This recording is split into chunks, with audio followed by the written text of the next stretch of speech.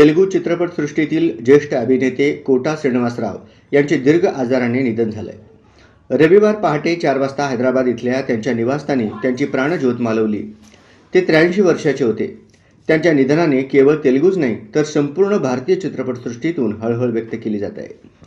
10 जुलै 1942 रोजी आंध्र प्रदेशातील कांकीपाडू इथं जन्मलेले कोटा श्रीनिवासराव एका प्रतिष्ठित कुटुंबात वाढले.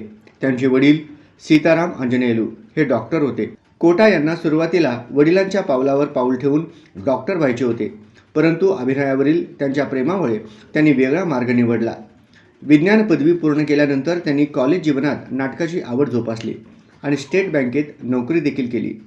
कोटा श्रीनिवास यांच्या निधनाची बातमी यापूर्वीही एकदा आली होती.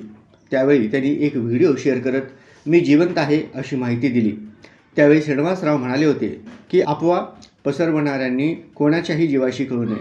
आपल्या मृत्यूच्या अफवांना त्यांनी दुर्दैवी असे म्हटले होते. अभिनयाची कारकीर्द आणि राजकीय प्रवास.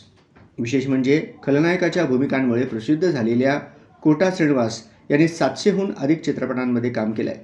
त्यांनी 1987 मध्ये प्रणाम खरीदू या चित्रपटातून सिनेसृष्टीत पदार्पण केले. 1990च्या दशकात ते भाजपमध्ये सहभागी झाले आणि 1999 मध्ये विजयवाडा पूर्व मतदारसंघातून आंध्र प्रदेश विधानसभेवर निवडून आले.